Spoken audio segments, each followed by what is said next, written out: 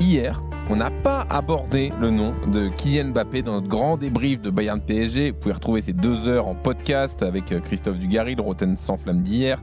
Mbappé qu'on a senti résigné dans sa déclaration. On a dit qu'on ferait le maximum, et bien le maximum c'est ça, a-t-il dit juste après la rencontre. On revient donc forcément quand on parle de lui à ce qui s'est passé il y a quelques mois, cette fameuse prolongation de contrat en grande pompe pour lui. Mais est-ce que ce n'était pas finalement une erreur avec le recul, une erreur pour sa carrière, pour son évolution, pour son palmarès? C'est ce que pense l'accusation menée ce soir par le procureur Manu Petit. Bonsoir, procureur. Avocat de Kylian Mbappé, c'est maître Jérôme Rotten, Bien évidemment. Bonsoir maître, j'ai rien dit. Bonsoir à tous. Voilà. Le juge qui va trancher, c'est le juge Charbonnier. Bonsoir monsieur le juge. Bonsoir à tous. Tout de suite, le Bonsoir. procureur, Oui. l'accusation. Qu'est-ce que vous reprochez à Mbappé? Alors il a fait une erreur? Je pense qu'il a fait une erreur, il s'est trompé. Donc l'accuser sur ce point-là, je trouve que c'est un bien grand mot. Mais c'est vrai qu'il faut reconnaître qu'il s'est trompé. J'accuse plutôt son club de l'avoir trahi sur le projet qu'on lui a proposé. Mais je pense, et je reste persuadé qu'il s'est trompé, même s'il a des circonstances atténuantes, car je pense qu'il aurait dû réfléchir plus profondément à tous les aspects avant de prolonger en fin de saison dernière. C'était fin mai, il me semble, à la fin du championnat de la saison dernière.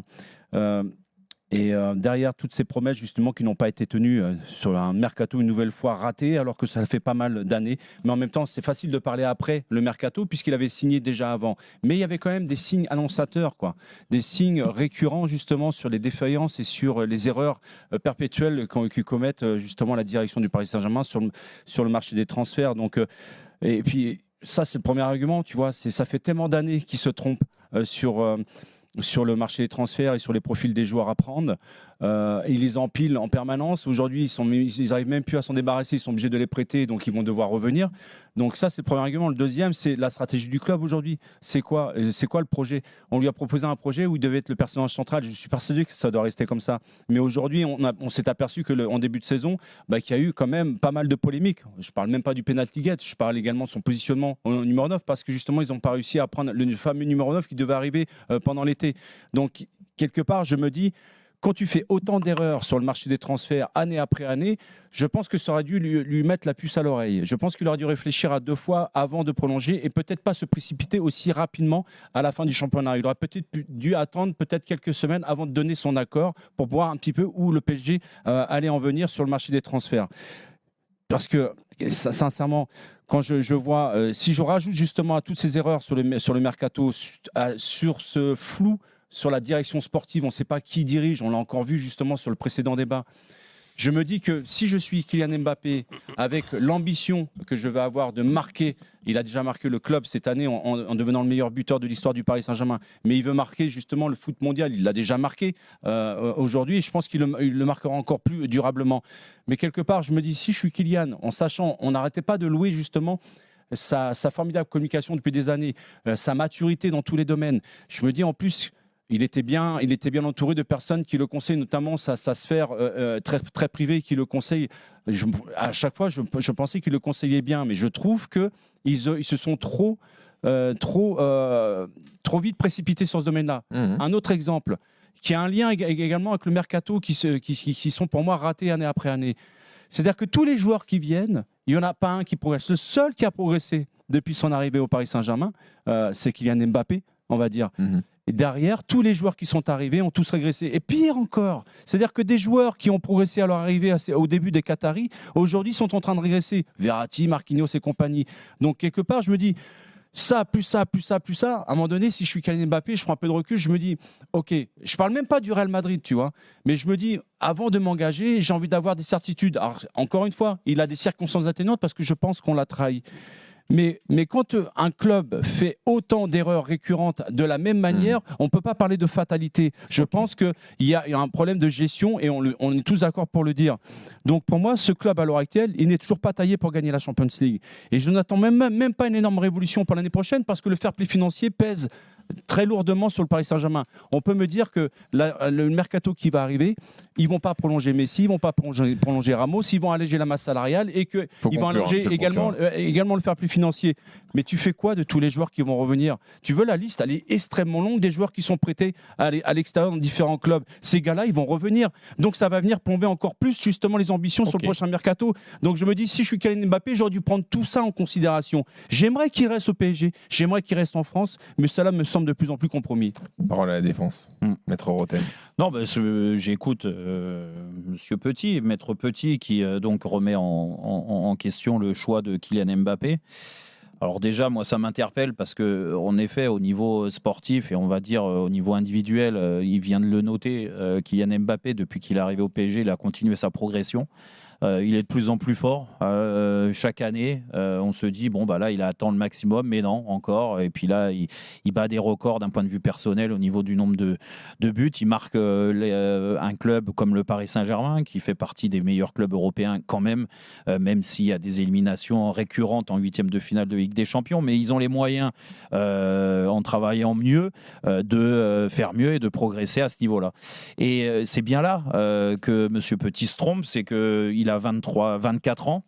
Il est arrivé à 19 ans, il continue sa progression, il voit que le club en effet stagne au niveau européen, qu'il y a des choses à faire changer et c'est pourquoi il est resté.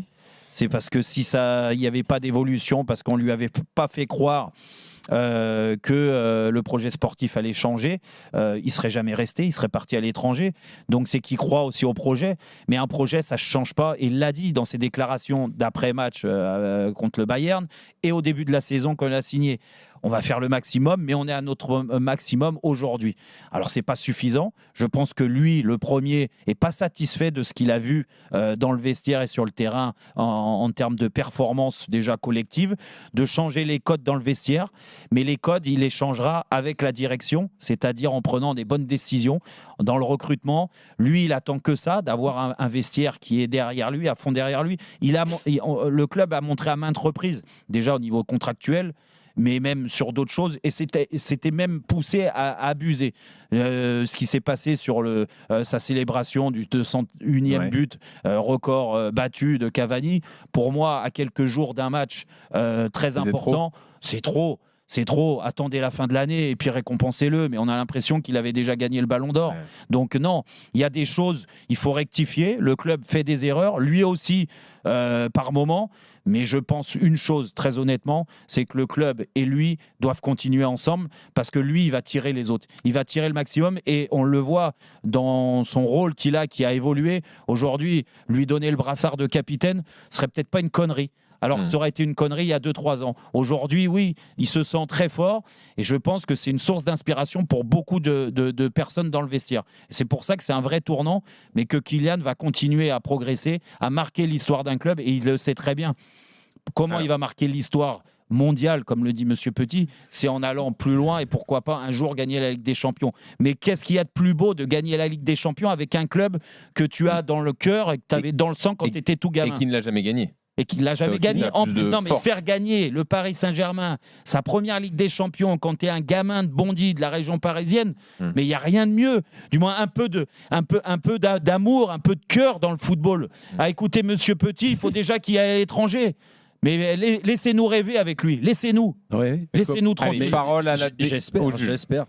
Ouais, non, vous ne l'espérez pas qu'on vous entend. Non, mais c'est pas ça. J'espère, mais le problème, c'est que je ne sais pas comment on va faire le Paris Saint-Germain avec le fair play financier et tous les problèmes qu'ils ont financiers. Cette affaire. Est-ce que Mbappé a fait une erreur en prolongeant et les gens qui vont revenir, tu fais quoi? Hop, le juge. Non, stop. Non, vous répondez aussi, les deux. Ah non, c'est rien. C'est les deux. Non, c'est les deux. C'est Roten sans flamme, c'est la faute de Manu Petit. Qui reviennent. Alors, Lionel, comment on va faire? il a fait une erreur ou pas? Non, pas du tout. Pas du tout, parce que justement, il a pris le contre-pied de tous ces joueurs, et notamment les Français à qui on reproche de ne même pas être au niveau de Kylian et de déjà partir à l'étranger pour aller voir ailleurs et glaner et essayer de gagner ailleurs. Là, on a un mec qui a fait passer son aspect personnel bien après l'institution. Alors, voilà, quand on reproche à ceux de partir trop tôt, mais quand il y en a qui restent, on leur dit, bah ouais, mais il est resté, on va lui reprocher d'être resté. Non, il a donner une image incroyable de lui-même. C'est un grand, c'est un très grand. Il veut gagner avec son institution. Il a fait passer l'institution au-delà de son palmarès parce qu'il n'est pas fou. Il sait pertinemment que de toute façon, c'est pas la première année après la signature de son nouveau contrat qu'il va gagner. Il veut s'inscrire dans l'histoire de ce club. Il le fait et bravo à lui. C'est un bel exemple et donc je vais certainement pas lui reprocher. Victoire de Jérôme, donc dans ce fait entrer l'accusé. Bravo Lionel. J'espère que vous avez raison les gars. J'espère qu'on n'aura pas ce débat dans 8 mois.